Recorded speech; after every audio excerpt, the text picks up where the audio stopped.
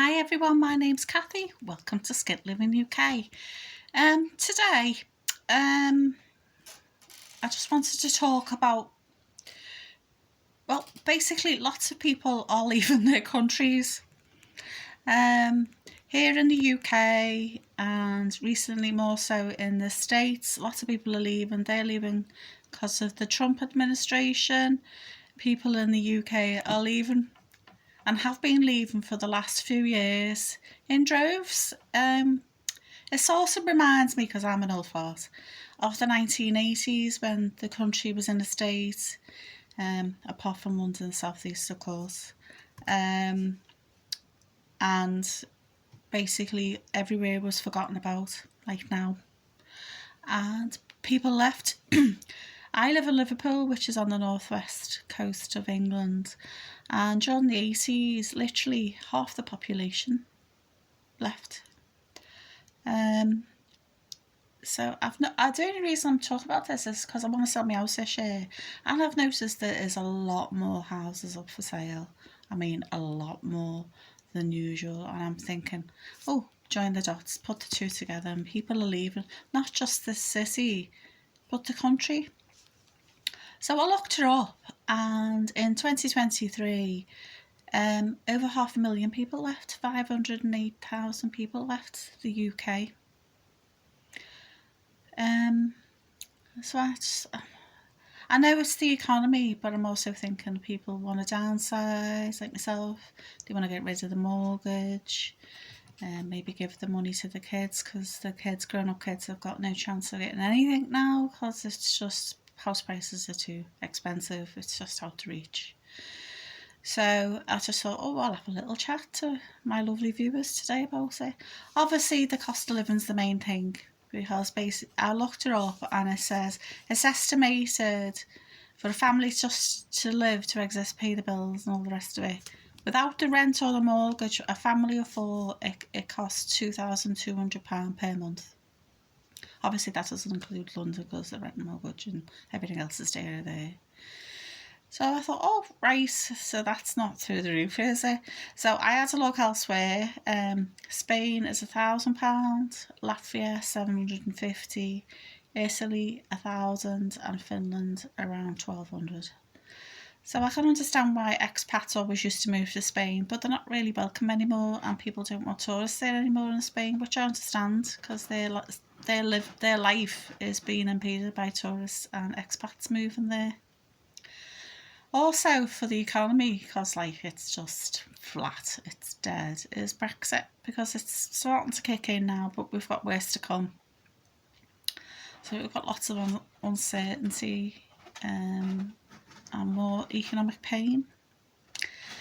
Because people are broke, crime's on the rise again, knife crime in particular, drugs, all that sort of thing. So maybe they think if they move away, they won't be exposed to so much rise in crime.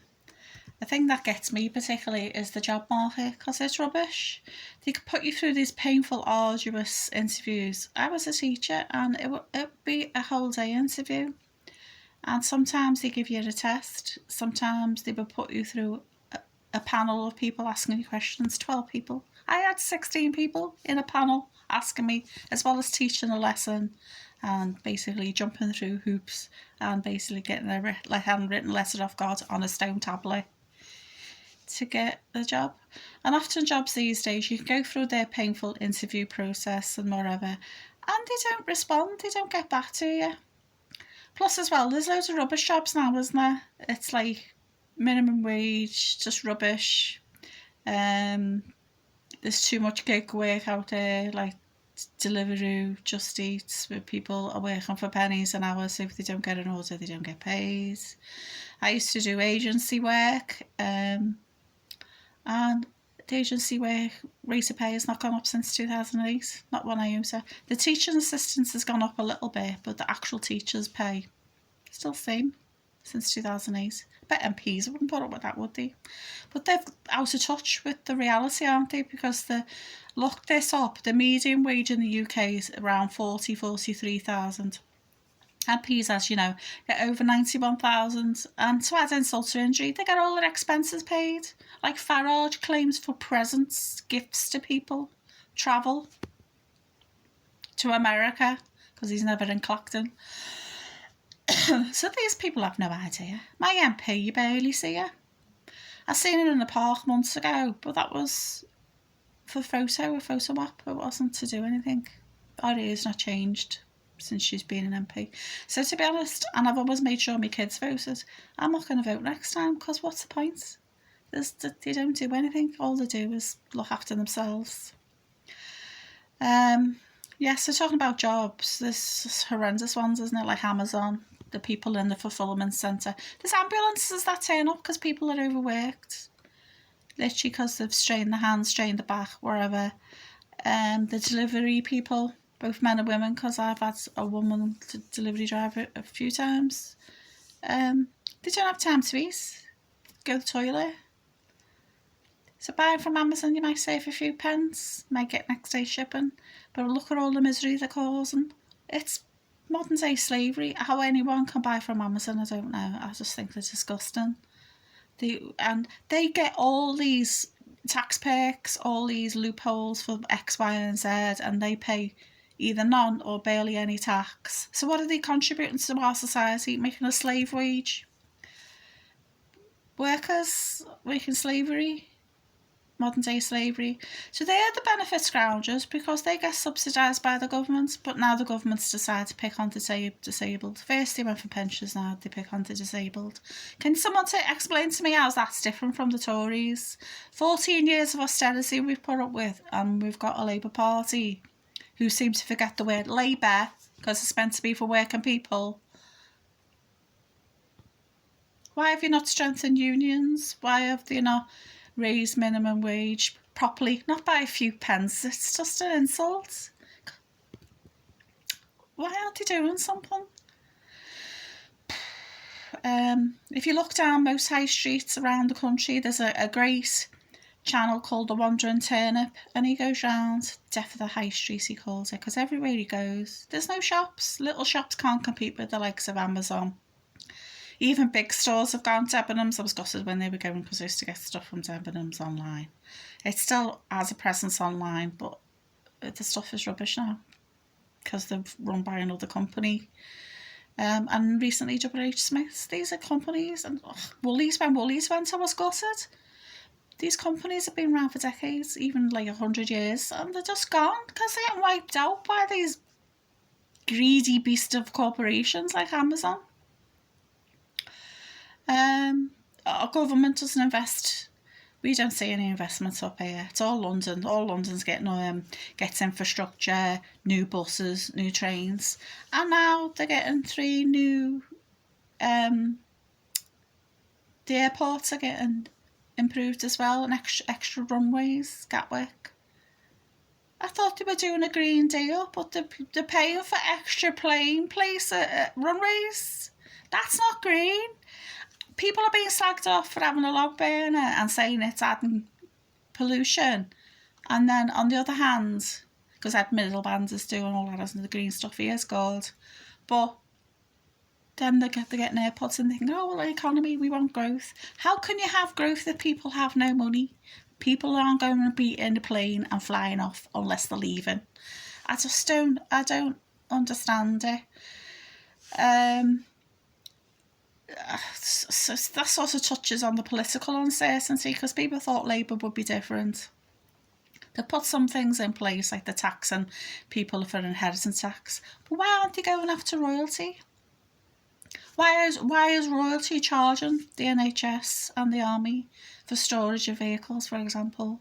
They're blood suckers. Some little old lady claiming a pension or someone who's ill and got severe disabilities is not a bloodsucker. The whole point in government and society is to look after the vulnerable. They're not vulnerable, they got billions. It needs to stop. And then they wonder why there's a mental health crisis. They're saying lots of people are on universal credit because of the mental health crisis and all the rest of it. If people have no money, no future, basically no hope, They can't afford to pay the rent or the mortgage. They can't buy groceries. There's no decent jobs out there that pay a decent wage anymore, unless you're an MP. And then they're like, oh, why is there a mental health crisis? I can't understand. We need to get people back in jobs. Yeah, what? So they can be depressed and sit in the toilet instead of going to work, or not go to work at all because they can't get out the door because they're just wiped out mentally. How do they expect people to do that?